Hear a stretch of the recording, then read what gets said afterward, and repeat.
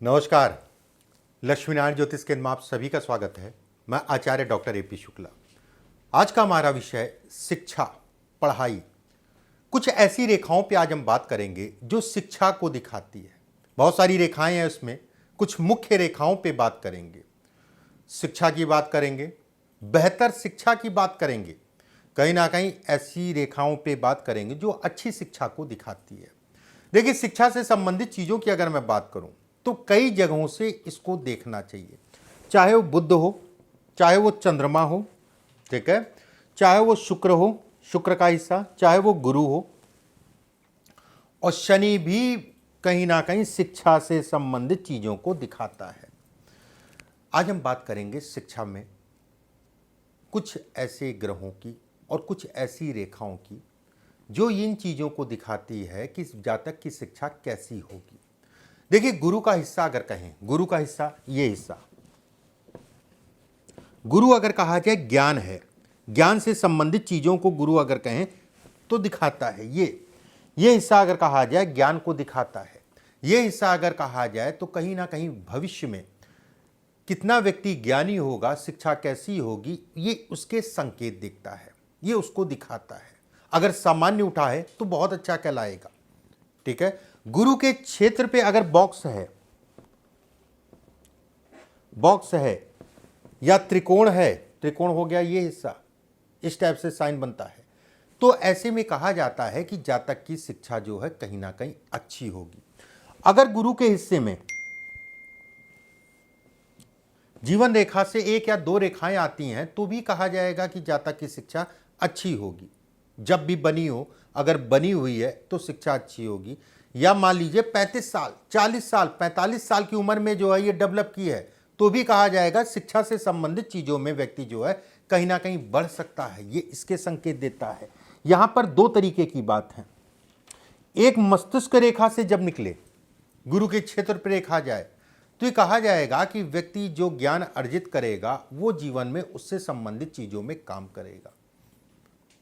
ऐसा मत समझिएगा कि ये रेखा अगर आपके हाथ में नहीं है तो जो पढ़ाई कर रहे हैं उसके अलग अलग काम करेंगे, ऐसा नहीं है। ये कहीं ना कहीं ये संकेत देती है। कई रेखाएं इसके संकेत देती हैं, कई रेखाएं ऐसे संकेतों को बतलाती हैं, ठीक है, कई रेखाएं हैं। अब रेखाओं पे आते हैं। देखिए, गुरु की उंगली है, ये शनि की उंगली है। अगर इसके बीच से रेखा स्पष्ट साफ आ रही है तो ऐसे में कहा जाएगा कोई तिल दाग धब्बा ना हो, जौ का निशान ना हो, शिक्षा जातक की अच्छी होगी। हाथ में हल्का गुलाबीपन है, शिक्षा जातक की अच्छी होगी। हाथ अगर कहा जाए काला धब्बेदार है, मेहनत ज़्यादा करनी पड़ेगी, उतार चढ़ाव आएंगे। रेखा बहुत ज़्यादा लंबी ना हो और बहुत ज़्यादा छोटी ना हो, ये रेखा की मैं बात कर रहा हूँ। बहुत ज़्यादा लंबी ना हो और बहुत ज़्यादा छोटी ना हो। एक से ज़्यादा रेखाएं हैं तो ये कहा जाएगा कि कई दिशा में व्यक्ति पढ़ाई करेगा। मान लीजिए यहाँ पर दो रेखाएं, तो आपने जो है बीए किया, एमए किया या इंटर किया, ठीक है, 12th किया, और उसके बाद आप चले गए बीटेक की राह में।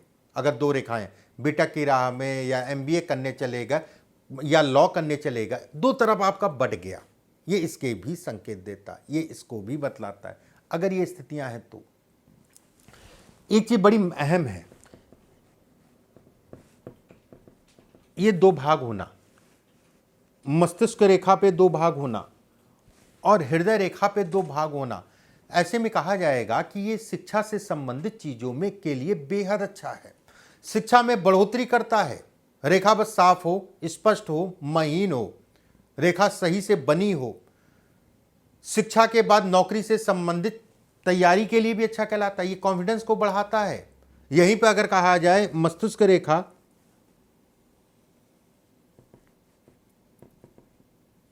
इस टाइप से है, कई लोगों की होती है, तो ये कंफ्यूज करेगा, मैं ये पढ़ाई करूं कि मैं वो पढ़ाई करूं, मैं इस दिशा में जाऊं उस दिशा में जाऊं। लेकिन इसके कारण पढ़ाई पूरी कर लेगा, इसमें भी कोई दो राय नहीं है। इसके कारण बच्चा पढ़ाई पूरी करेगा।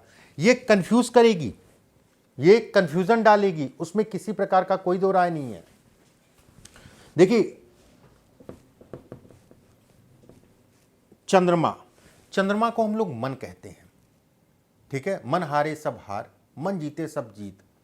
मन से जो हार गया वो हार गया, और जिसने अपने मन को जीत लिया मतलब कितना भी विषम परिस्थितियां हैं, कितनी भी समस्याएं हैं, वो डट के जो है उनका सामना उसने किया तो कहीं ना कहीं उसकी जीत जो है निश्चित है। अगर आपका चंद्रमा का क्षेत्र सामान्य उठा है, ठीक है, हल्का सा गोलाई में है और ये हिस्सा बहुत ज़्यादा पतला नहीं है, तो कंफ्यूज कम होंगे आप, कंफ्यूजन आपको कम होगी। चंद्रमा के हिस्से पे दाग धब्बे हैं तो कहीं ना कहीं मन खराब होगा, ये कंफ्यूजन देता है। ये हिस्सा आपका दबा है, ये हिस्सा आपका सीधा है। उसके साथ में अगर कहा जाए शनि के नीचे 2-3 रेखाएं या जाल टाइप का बन रहा है, ऐसे लोग, ऐसे बच्चे अगर कहें, कहते नहीं कि फ्रेश महसूस नहीं करते, सो के उठने के बाद भी रात भर सोए, उसके बाद सुबह भी उठे तो आंखों में भारीपन है। शिक्षा से संबंधित चीजों में तनाव, संगत का विशेष ध्यान रखना है, ये स्थिति है, संगत का ध्यान रखना है। नशा पत्ती इत्यादि चीजों से अपने आप को दूर करके चलना है। यहां से एक रेखा आ रही है, ये भी संगत खराब करती है। जब भी मस्तिष्क रेखा, सूर्य की उंगली और कहीं ना कहीं शनि की उंगली के बीच में रेखा जाती है तो भी संगत नशा इत्यादि चीजों में व्यक्ति पड़ सकता है, ये संकेत देती है। ऐसे लोगों को योगा जरूर करना चाहिए। योग करने से इन चीजों में रिलीफ मिलेगा। ध्यान करने से, ध्यान करना चाहिए ऐसे लोगों को। जिन बच्चों का अंगूठा ये हिस्सा लंबा है और बुध की तीसरी, ये जैसे ये है, ये हिस्सा, ये उंगली का ये हिस्सा और इस उंगली का अंगूठे का ये हिस्सा, अगर ये लंबा नहीं है, मान लीजिए बराबर भी है, कैसे आप आकलन करेंगे? वैसे मैं बहुत सारी चीज़ों में इसका जिक्र कर चुका हूं और हमेशा मैं जिक्र करता हूं कि एक रेखा का एक ही मतलब नहीं होता है। धन के लिए भी देखा जा रहा है, शिक्षा के लिए भी देखा जा रहा है, विवाह के लिए भी देखा जा रहा है। एक मैं उदाहरण आपको कह रहा हूं। एक रेखा का ऐसा थोड़ा कि एक अंगूठा अगर ये हिस्सा बड़ा होगा तो केवल एक ही चीज़, शिक्षा, जैसे मैंने पीछे इसकी कई बार चर्चा की है, ये शिक्षा से संबंधित चीज़ों में अव्वल करता है। ये अगर ये हिस्सा लंबा है और ये हिस्सा लंबा है, दोनों हिस्से लंबे हैं, शिक्षा से संबंधित चीज़ों में अव्वल करता है। ऐसे लोगों का बौद्धिक स्तर बहुत अच्छा होता है, समय का सदुपयोग करते हैं ऐसे बच्चे। जितने देर पढ़ेंगे उतने देर मन लगा के पढ़ेंगे, उसके बाद खेलने चले जाएंगे। भाग्य भी काम करता है, ठीक है, भाग्य भी कम काम करता है। अब जैसे ये हिस्सा दबा है यहाँ पर, ऐसे बच्चों को थोड़ा सा लगना पड़ता है। बच्चा अगर छोटा है तो माता पिता को थोड़ा सा मेहनत करनी पड़ेगी, उनके साथ में माता पिता को लगना पड़ेगा। पढ़ने में मन नहीं लग रहा है। और सबसे बड़ी चीज़ है राहु, शिक्षा से संबंधित चीज़ों में तनाव देने वाली। वो आने वाले समय में बताऊंगा कि किन बच्चों में सावधानी रखनी है। अगर ये स्थितियां हैं, ये रेखाएं हैं, तो किन बच्चों को सावधान रहना है, कैसे अपने बच्चे को आपको जो है लेके चलना है, उसकी भी कुछ चीज़ें मैं बताऊंगा, कुछ रेखाएं बताऊंगा आने वाले समय में। वीडियो को ज़्यादा से ज़्यादा लोगों तक पहुंचा दीजिएगा, ज़्यादा से ज़्यादा शेयर कर दीजिएगा। जो भी चीज़ें मैंने कही हैं ये कहीं ना कहीं ये दिखाती हैं कि बच्चों को किस तरीके से मोटिवेट करना है। अगर ये अंगूठा मान लीजिए उदाहरण के लिए जो मैंने बताया, बहुत ज़्यादा चिंता वाली बात नहीं है। बच्चा पढ़ेगा, अच्छा पढ़ेगा और अच्छा काम करेगा, नाम करेगा, घर परिवार का भी जो है कहीं ना कहीं नाम करेगा। बस ये हिस्सा अगर लंबा है तो, या फिर बराबर भी है तो भी ये चलेगा, तो भी अच्छा कहलाएगा। ये हिस्सा अगर कहा जाए लंबा है तो भी ये कहा जाएगा। ऐसे बच्चे मैनेजमेंट करके चलते हैं, ठीक है, मैनेजमेंट से संबंधित चीज़ें। ये नहीं कह रहा हूँ होटल मैनेजमेंट, मैं कह रहा हूँ मैनेजमेंट करने की क्षमता होती है, सोचने समझने की क्षमता होती है, किसी भी चीज़ में डीप जा सकते हैं, गहराई तक जा सकते हैं। इसके भी ये लक्षण है, इसको भी इससे देखा जाता है। वीडियो को ज़्यादा से ज़्यादा शेयर कर दीजिएगा, लाइक का बटन दबा दीजिएगा, कोई कमेंट है तो नीचे इनबॉक्स में डाल दीजिएगा। अगले वीडियो में फिर आप सभी से मुलाकात होगी। ईश्वर आप सभी की रक्षा करे। अभी के लिए बस इतना ही। नमस्कार।